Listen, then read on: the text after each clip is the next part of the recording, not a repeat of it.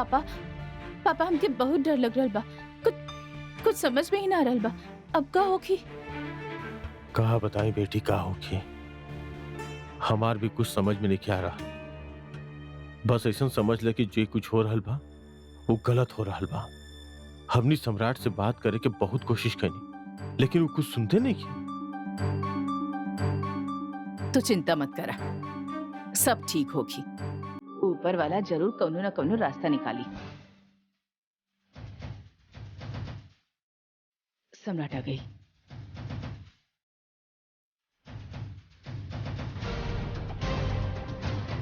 प्रणाम। बेटा बेटा ये का सुनता नहीं हम का हो गइल बा? हमसे कोनो गलती हो गइल होखे तब बतावा, हम ठीक कर ले ओकरा के। कुछ लेन देन के बात भी है तो वो कर ले। का चाहिए आपके बेटा? अंकल ही कैसन बात करता नहीं आप? ऐसन कुछ नहीं किया। और सम्राट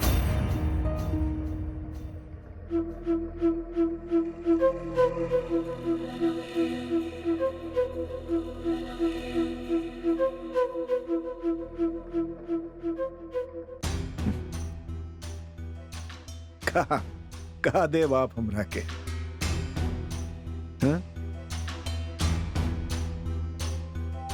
थैंक यू। और आपके बेटी का था हम ऐसे लेके आवत रहनी अपना घर में।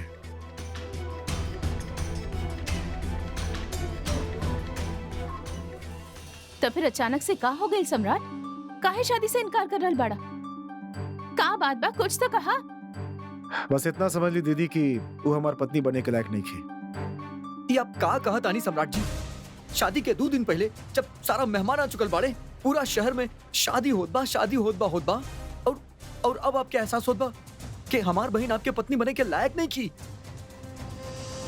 देखिए सम्राट जी, ऐसा केहू के साथ ना कइल जाला। और एक बात, हमार बहन जैसे लड़की आपके ढूंढे पे भी ना मिली। सच कहा तानी हम, आप अपन कैल पे बहुत पछताइबा। गौरव भैया, आप जो कहा तानी वो बिल्कुल सही है। एक्चुअली सम्राट ईशान,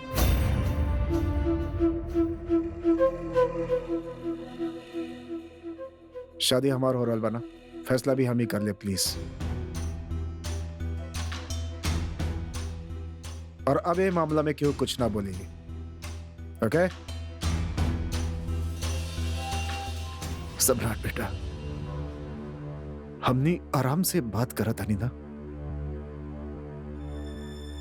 आपके जे भी कहे के बा कहीं, हम सुने खातिर तैयार बने। एकर कोनो जरूरत ही नहीं है अंकल जी। का बात करे के बा? सब बात हो गई बा।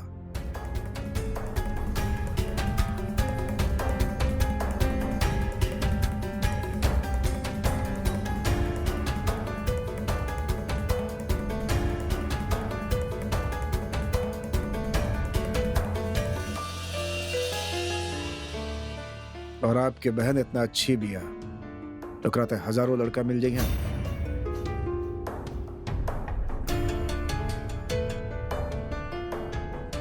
तो जा और करवाओ कर शादी यही में से केहू एक से।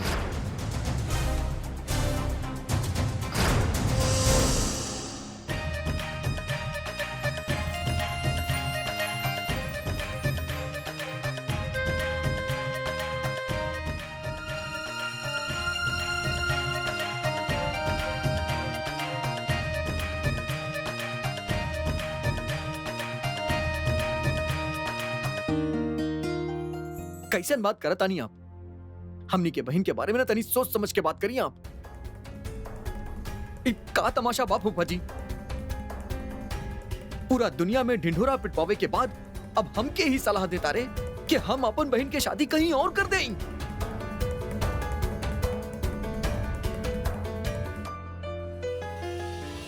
जरूर कोनो कमी देखले होखी, तभी तो ये ऐसे कह रहल बा। ना तो एकरे शौक थोड़ी चढ़ल बा कि उसे ऐसे कहे की। बहन जी है तो हम भी जानल चाहता नहीं कि ऐसा कौन बात जेकरा वजह से सम्राट जी शादी करे से इनकार करते हलन। इतना जाने के हक तो बा ना हमार। हाँ हाँ जरूर। अगर ई ना बता पा रहल बा त जरूर ऐसन कोनो बात होगी जे सबके सामने कहे या बतावे लायक ना होगी, या ई बोल ना पा रहल होगी। आप उर्मी से काहे ना पूछ लेता? ये सब आधारहीन बात बा बुआ जी। माफ करी आपके बुरा लगी, पर शायद आपके बेटी या सम्राट के कोनो बहन नहीं थी। यही खातिर आप लोग इतना हल्का में लेता नहीं और इतना आसानी से कहता नहीं। अरे आप लोग के समझ में नहीं क्या आवत का? आप हमार बहन के इज्जत के ऊपर उंगली उठावता नहीं, और ये हम बिल्कुल बर्दाश्त ना करब। गौरव शांत रहा, हम बात करत आनी ना, तू शांत रहा बस।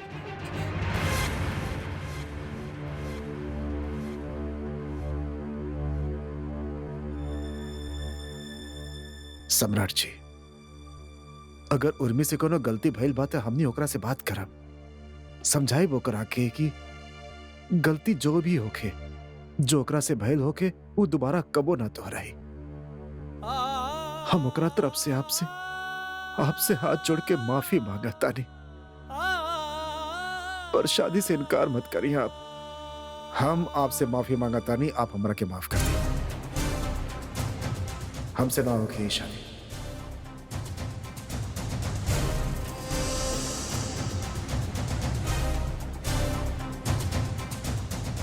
जकरा जे करे के बा करला। सम्राट, सम्राट, सम्राट! बुआ जी आप समझाई ना सम्राट के, आपकी तो बात माने लाना हो, कुछ तो कहीं।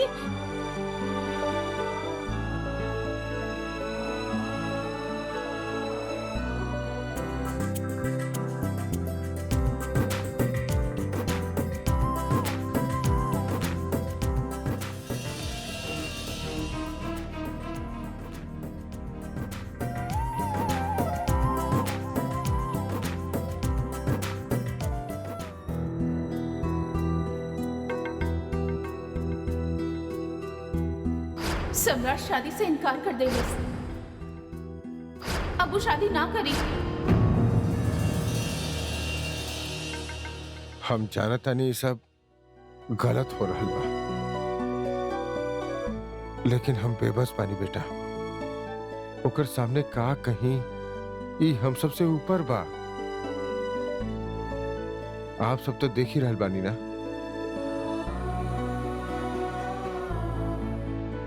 ये सब जे हो रहल बा, ओकरा खातिर हम शर्मिंदा बानी देवी शंकर जी। यही खातिर हम आप लोगन से हाथ जोड़ के माफी मांगता नहीं। आप हमके माफ करती, अब कुछ ना हो सकेला।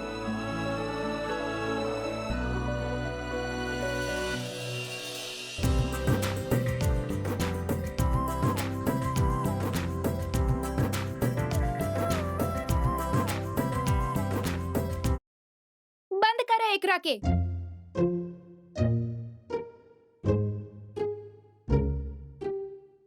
का भइल? अब दीदी डांस करी। चलो डांस करा। हाँ उर्मी प्लीज, याद बा तू कॉलेज में कितना जबरदस्त डांस कर ले रहलू। चला यहाँ भी शुरू हो जा। हाँ प्लीज ना। तू डांस करा और हमके डांस ना आवा। आपके डांस करे के होगी दीदी प्लीज। प्लीज ना, दीदी प्लीज प्लीज प्लीज। त्रिशा दीदी कही ना उर्मी दीदी के please please please please please please. Trisha हमके डांस ना करे के बा। उर्मी कर देना प्लीज, प्लीज हमरे खातिर।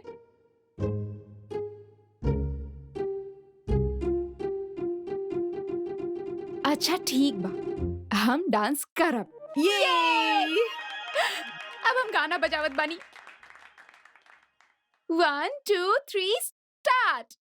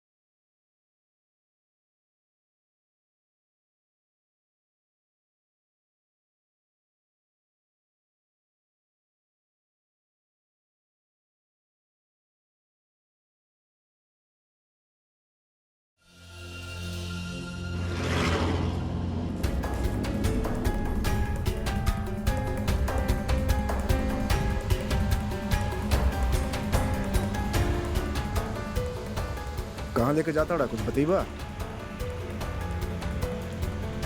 ईशान,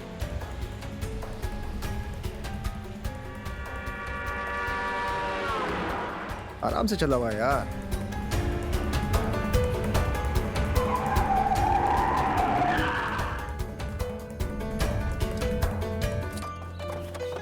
ए ईशान, ईशान, तू कहाँ यहाँ पर माथा गरम करा था यार? हमार शादी रहे हम तोड़ देनी, तू का हेडेक लेता रहा? हेडेक लेता नहीं कहे कि हम तोरा इनसेंसिटिव नहीं की यार। तारा केहू के परवाह ही नहीं के, ना अपन घर वालन के ना उनकर। तू बिहेव कैसे करा तारा यार? एक बार खुद की उर्मी की जगह रखा, तब तारा के समझ में आई। इतना वक्त नहीं है हमारा पास।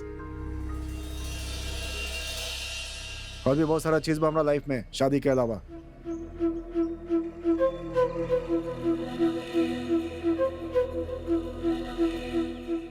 और हाँ, बानी हम सेल्फिश, और ऐसा नहीं रहा अब हम, क्योंकि बाप खातिर ना बदलब हम। यार तू कंक्लूजन नहीं बा भाई कि शादी तोड़ देनी तो तोड़ देनी। चला अब आजा, चल। तू बहुत बदल गई बड़ा सम्राट। हो सकेला, लेकिन हम देखा था नहीं तू बहुत सेंसिटिव होता रहा है लड़की के मामले में। हाँ? आराम करा यार। यार हम यहाँ छुट्टी मनावे ना आयल रहनी, तारा शादी में आयल रहनी। शादी ना हो गई का हो गई यार? शादी ना सजा हो गई ना करे के बाद शादी ना हुई का करवा बतावा? यार तारा जौन करे के बाद तू करा, हमके पता बा हमके का करे के बा। हम यहाँ से जाता नहीं, आजा। हाँ तो जा ना जा, के का पड़ल बा? तो क्या लगा था तो आज जाए के डर से हम शादी कर ले ना करब? जा।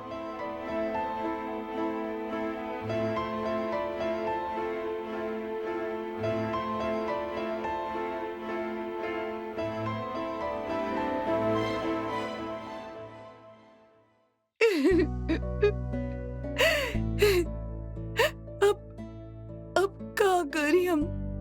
हाँ? ये लोग तक कहीं की ना छोड़ ले हमनी के। हल्दी तक लग गई हमरे बिटिया के। अब अगर ये शादी ना भइल तो इस समाज में का मुंह दिखाई हम? बिरादरी में का इज्जत रह जाई हमनी के, और हमरे बिटिया की तो जिंदगी बर्बाद हो जाई। सरोज, संभाला अपना आप के। भैया कैसन गिरल और नीच लोगन के साथ आप रिश्ता जोड़ ले बाड़ा। इतना गया गुजरल तक केहू ना हो खेला। गला में जूता के हाथ डाल गधा पे बैठा के पूरा शहर में घुमावे वाली हरकत कैले बानी ये लोग। अरे हमरे ससुराल में होते ना तो लोग इनके साथ ऐसा नहीं करते। हम तो कहत बानी और बदतर हाल करते ना। हाँ सिंधु, अब शब्द ना, और आप लोग भी तनी समझदारी से बात करें। और वैसे ही बात उर्मी और केहू के पता ना चले के चाहिए। ये कैसन बात कर रहल बानी आप? कब तक छुपा के रखबा ओकरा से? और जब ये लोग शादी तोड़ देले बाड़न तो ओकरे के बतावे के होखी ना। वैसे भी ये बात ज्यादा देर छुपावे वाली ना बा। अब ई त सोचा कि उर्मी के पता चली तो ओकर का हाल होगी, ओकरे पे का बीती। पर भाई साहब, बात का बा कोनो तो वजह बतौले हो कि शादी ना करे के? कुछ तो कहले हो क्यों लोग? कुछ कहे के लायक नहीं खे वो लोग। अरे अगर कुछ बात हो तब कहतन ना वो लोग। अरे बड़ा लोग के चोचला हा। ऊ जौन कैले बाना ओकरा खातिर हम ओकरा ना छोड़ब। ओकरा खामियाजा भुगते के पड़ी हमार बहन के जिंदगी के साथ मजाक करे के। हमनी के सम्राट के समझावे के चाहिए। गलती तो हमनी की तरफ से भइल बा ना। कोशिश तो हमनी के तरफ से बहुत रहल भाभी, लेकिन सम्राट के तो आप जानी नहीं। सुई के नोक के बराबर भी केहू के गलती के माफ ना करेला। वो बात तो ठीक बा, पर गलती के सजा इतना बड़ भी ना होके के चाहिए कि ओकरे चपेट में परिवार के मान सम्मान आ जाए। ऐसा ही बा सम्राट। जाए देना भाभी, भाग्य ना चाह रहा लोग की रिश्ता जोड़ब, ये खातिर टूट गई। इ त मन के दिलासा देवे वाली बात बा, पर हमके रश्मि के चिंता हो रहल बा। ओकरे के ना जाने का कितना सुने की पड़ रहल होखी अपन घर में। हमके लग रहल बा कि कौनो न कौनो वजह तो होखी। कौनो ना कौनो परेशानी तो होगी या फिर जरूर कौनो ऐसन बात होगी जेकरे वजह से सम्राट खबरदार रश्मि, खबरदार अगर उ धोखेबाज आदमी के पक्ष ले लू तो आज से ही घर में होकर केहू नाम न ले, ओसे ओकर सारा परिवार से सारा रिश्ता नाता सब कुछ खत्म। और हाँ, अगर तारा इतना चिंता और फिक्र होत बना उनकी तो जा जाके रहा उहे लोग के साथ और तोड़ दा रिश्ता हमनी से हमेशा खातिर। एक कैसन बात कर रहल बाड़ा बेटा? ओकरे पे काहे भड़क रहल बाड़ा? एमे ओकर का गलती? अरे यह सवाल ई बा कि वो बात जे भी हो की वजह जे भी होके सब कुछ हो ही जाए की बात शादी तोड़ब गलत बा। तू लोग कहलाना कि तू लोग उन लोगन के हर बात हर शर्त माने के तैयार बाड़ा। देवी शंकर कुछ भी कह के ही शादी टूटे से रोक ले होता ना। हाँ। अरे हम सब करके कह के देख लेनी अम्मा, बाकी ये लोग कोनो बात सुने खाते तैयारे नहीं खे, कोनो बात नहीं खे, कोनो वजह भी नहीं खे, बस एक के रट लगा के बैठल बाड़न कि शादी ना करे के बा, ना करे के बा, ना करे के बा। अब बतावा हम का करिए मामले में?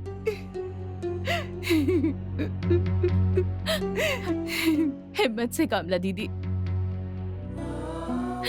जे हो खेला अर्चे के खातिर हो खेला, सब ठीक होगी। भगवान कौनो न कौनो रास्ता जरूर दिखाएंगे। हाँ भाभी, चुप हो जा भाभी, चुप हो जा। आप कबो केहू की बुरा ना करिए बानी, तब भगवान जी भी आपके बुरा ना करिए। अब एक से बुरा और का होगी दीदी? हमरे बिटिया के तो जिंदगी बर्बाद हो गई। जब एक लड़की की शादी टूटेला था आपके पता बना का हो खेला।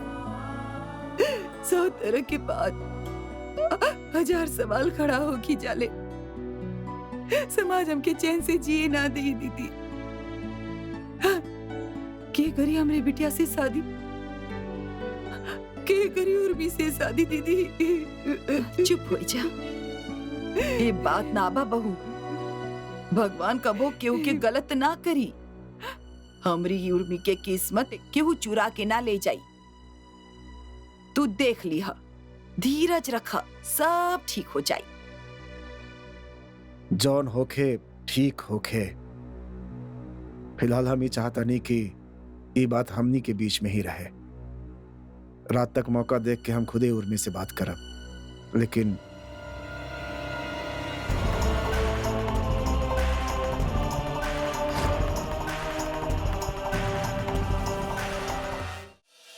अरे यह बना तो हर लाखों में एक भाई। अरे अगर हमके पहले पता होत ना कितना नीच और गिरल इंसान बाऊ, तो हम अपन बहन के रिश्ता ओकरा साथे कबो ना करती। अरे तू न जाने काका और कितना बड़ बड़ बात कहले रहलू। आज तो तहार का अपन बाप तक के ना सुनलस। हमके तो लग रहल बा कि जरूर कोनो ऐसन बात होखी जे वो ऐसन कहले होखी। अरे शर्म करो। अरे कम से कम अब तो साइड मत लाओ कर। तू उर्मी के बारे में कुछ नहीं के सोचत ना। अरे ओकरा पे का बीती जब ओकरा पता चली तो हमार मन तो करा था कि सामने खड़ा करके ओकरा गोली मार दे। और तारा अभी भी वही सही लगा था वाना?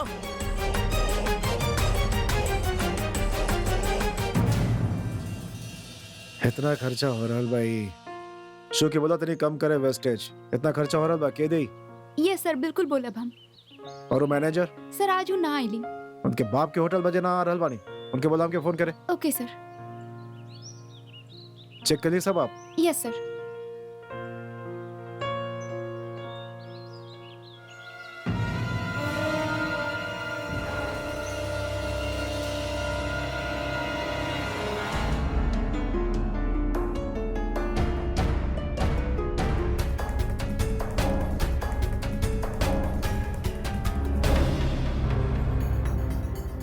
जाइए। थैंक यू सर।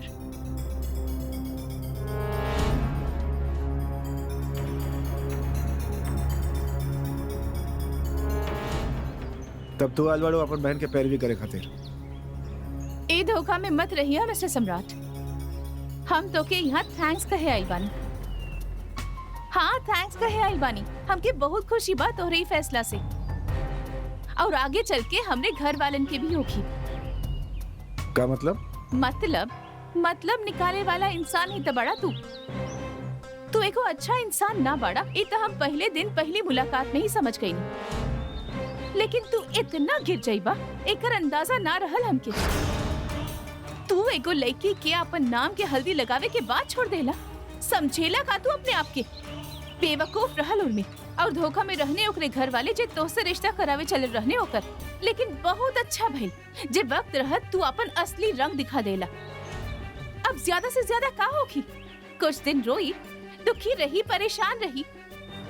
हम तो वैसे ही ना चाहत रहनी कि उर्मी की शादी तोहसे होके, काहे कि तोहरे जैसन आदमी शादी के बाद ओकर जिंदगी नर्क बना देत। अब वो वही नर्क से बच गई बिया। तोहरे जैसन आदमी के साथ शादी करे से अच्छा बा उर्मी पूरा जिंदगी कुंवारी बैठल रहे। तू होखेला के ओकरा के ठुकरावे वाला। फैक्ट ई बा मिस्टर सम्राट कि तू ओकरे लायक ना बाड़ा। And you know what I think, तोहरे फैसला के बहाना से भगवान उर्मी के बचैले बानी। इ तोहार फैसला ना बा, भगवान के फैसला बा।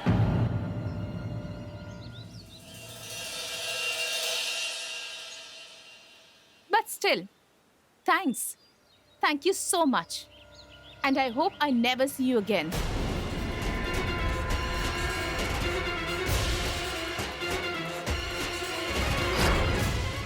इ तोहार फैसला ना बा, भगवान की फैसला बा। ईशान, ई का करल बड़ा बेटा? अचानक से पैकिंग काहे करे लगला? वापस जाता नहीं आंटी।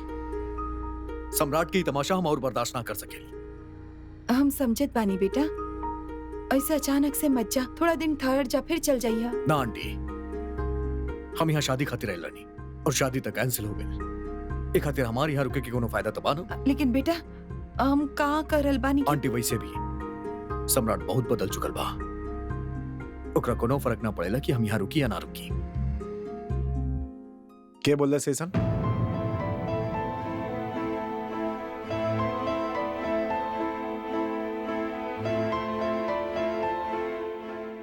अपने जिगरी दोस्त के रहे या ना रहे से कैसे फर्क पड़ी हमरा के?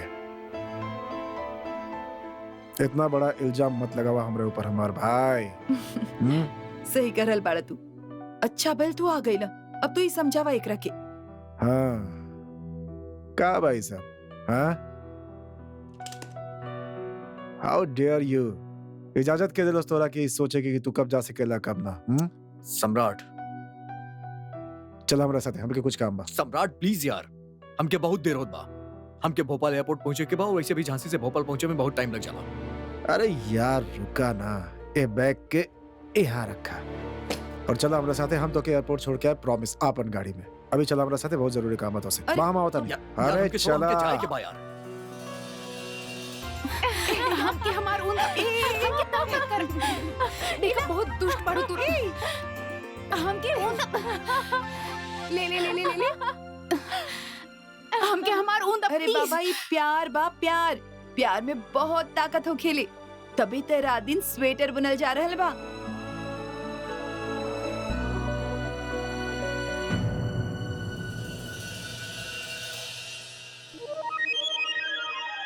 आउच!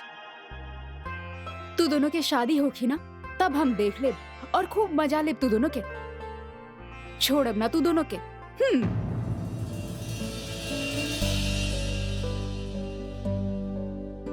अरे वाह, हमार झांसी के रानी।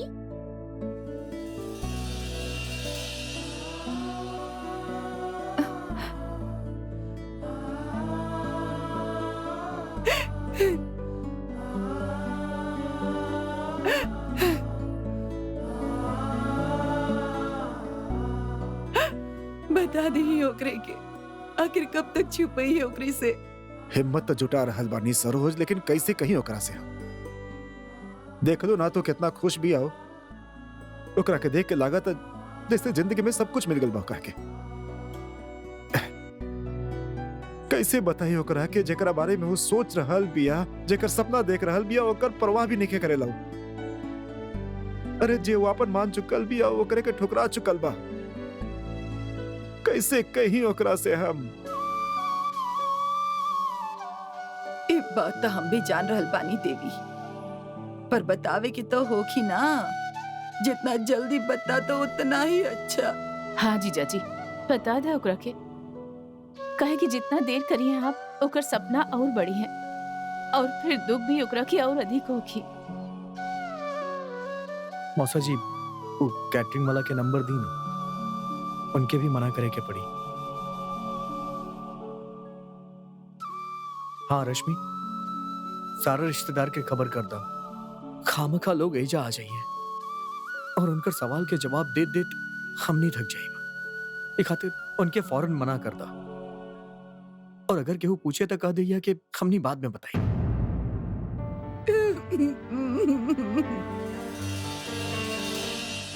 काहे ना करी हम? पूरा दुनिया के खुशी वो हमरे कदम में रखे जा रहल बानी, त हमार उनके खातिर इतना करब तब बनेला ही ना।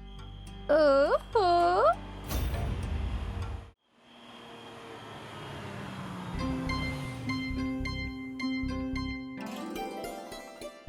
ई त सम्राट जी के कार बा।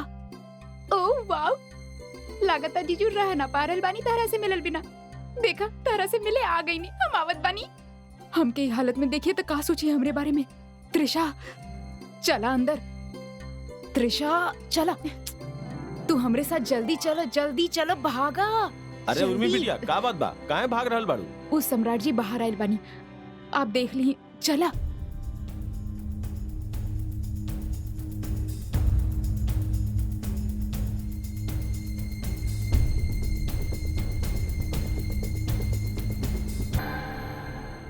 अब ई काले में आयल बाने। पता आज ना अगर ये बदतमीजी कैलस ना तो हम अपन सारा संस्कार, सारा मर्यादा सब भूल जाई। सच कहता नहीं हम पापा। जौन बात के कहे खातिर उर्मी से हमें इतना हिम्मत जुटावत रहनी, वही बात ओकरा सामने इतना बुरा तरीके से न पेश आ जाए।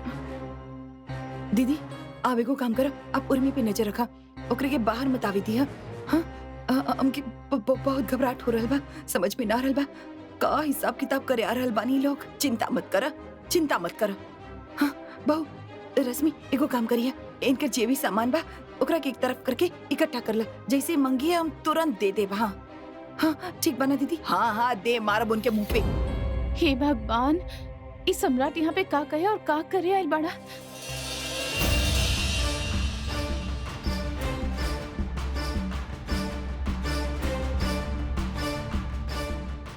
प्रणाम।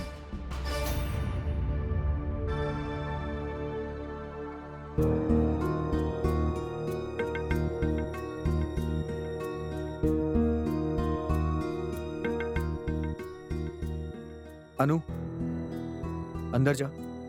ना, हम सम्राट जीजू के साथ ही रहब। हम कहनी ना अंदर जा। अरे बिटिया, जीजू आइल बानी, अंदर जाके चाय नाश्ता के इंतजाम करा, फिर बैठिया। ठीक बा, हम अभी आवत बानी। अरे आप लोग काहे खड़ा बनी, आई बैठी। ना थैंक यू, हम ठीक बने। दरअसल हम यहाँ पर आयल बानी आपसे कुछ कहे।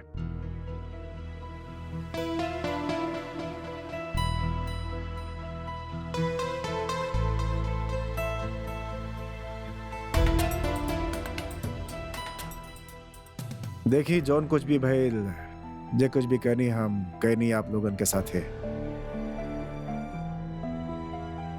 ओकरा खातिर हम माफी चाहतनी।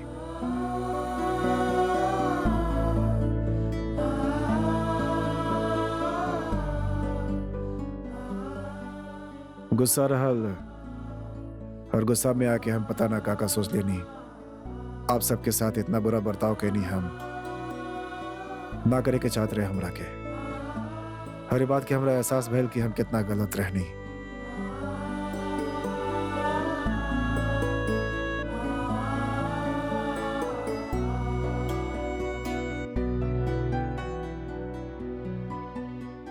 हमके बात के एहसास बा कि अपने गलत कदम से हम आपके कितना दिल दुखैले बानी, आप सबके भावना के कितना ठेस पहुंचेले बानी हम।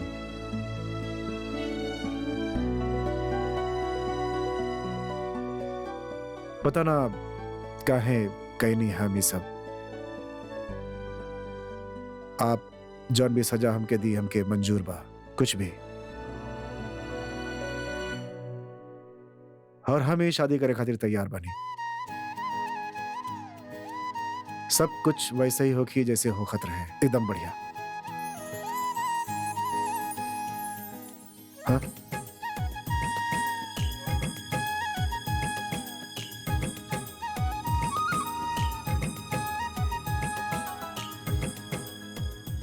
एगो मौका तो दी अपन गलती सुधारे खातिर। पर ही तो गौरव भैया, अंकल, हमारी बेवकूफ दोस्त की वजह से हम आप सबसे माफी मांगता नहीं। एक्चुअली हमारे दोस्त के काम और बिजनेस के अलावा और कुछ ना आवेला, लेकिन हाँ, दिल के बुरा नहीं किया हमारा दोस्त।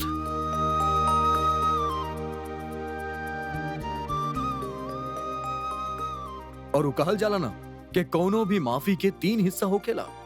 पहला, आपन गलती मानल, दूसर, वो गलती खातिर माफी मांगल, और तीसर सबसे इंपॉर्टेंट जो हमने अक्सर भूल जाएली कि हम अपन गलती के ठीक करे खातिर और का कर सकेली। लेकिन हमार दोस्त ऊ ना भूलल, वो यहाँ पे अपन गलती ठीक करे आयल बा। अंकल, हमार दोस्त अपन गलती पे सचमुच शर्मिंदा। हम आप सबसे हाथ जोड़ के विनती करत आनी के एकरा माफ कर दी, और जोन भइल ओकरा भूल जाई। और प्लीज प्लीज शादी के रस्म के आगे बढ़ाई।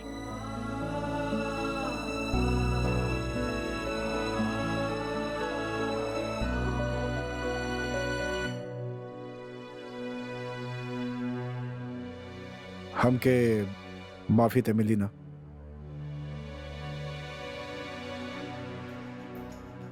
ये कैसन बात कर रहल बड़ा बेटा?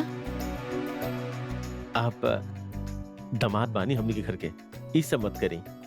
ई घर में तो आपके पांव पखारल जाई, आप हाथ मत जोड़ी। हम लोग दामाद के सर के ताज बना के रखे ले। बहू, दामाद जी के खातिर पानी और मिठाई तो ले आवा, का सूखा सूखा रखबू मेहमान के। जी अम्मा, हम अभी लाइनी। सम्राट जी, इते बतावा कि आखिर बात का हो गल रहे जो ना वजह से। नाना अंकल, जे हो गल हो गए, अब तो बात के याद भी ना करे के बा। हम आप सबके हर्ट करनी हमके ना करे के चाहत रहे। कोनो बात ना, कोनो बात ना। अब जे भइल सो भइल। बाप रे बाप, हमरे घर वालन के हार्ट फेल हो जात तो आप का कर ले दामाद जी? पाप लागत आपके। खैर छोड़, कहेले ना कि अंत भला तो सब भला। देखला देखला कैसे सब जी गईली, प्राण वापस आ गए इनमें। अब यही बात पे मुंह मीठा कर। हाँ, खा पूरा खाए की होखी। दामाद जी, आज जे काम कैले बानी ना, ओकरे खातिर भगवान आपके हमेशा खुश रखे।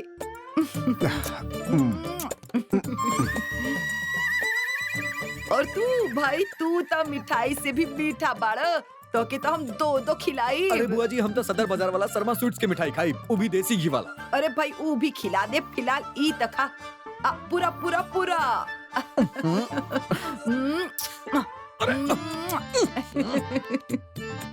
बुआ जी, कहल मुश्किल बा कि मिठाई ज्यादा मीठी बा या आपके ही किसी।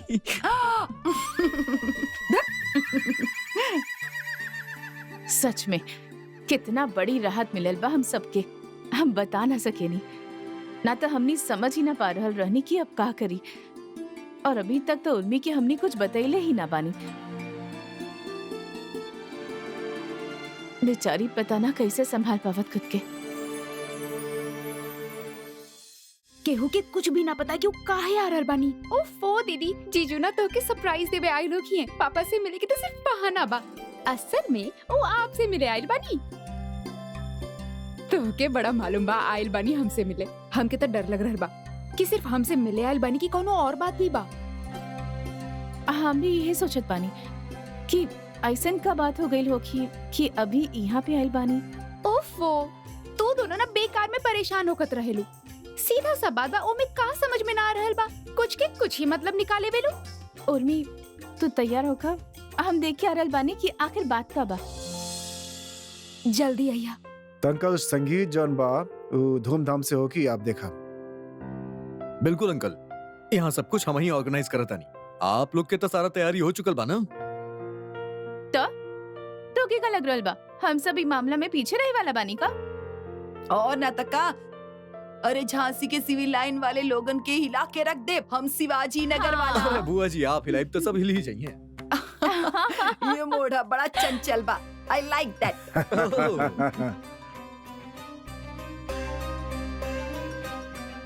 अरे त्रिशा, अच्छा भाई के तू आगे लू तहरे कमी खलत रहे। आवा कम ऑन जॉइन अस।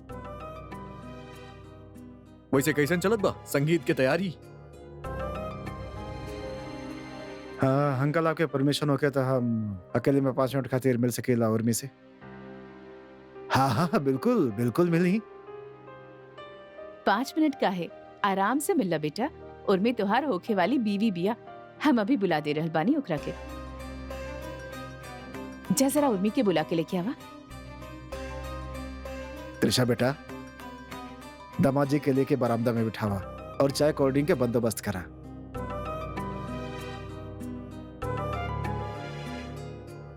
जी मौसा जी।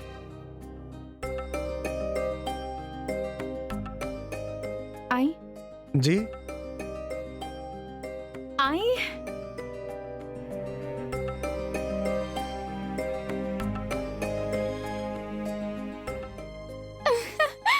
उर्मी दीदी, सम्राट जी आपसे मिले चाहत बानी। देख लो उर्मी दीदी, कहले रहनी ना हम तो से तू खामखा परेशान होखत रहलू। अब जा, ज्यादा सोचा मत।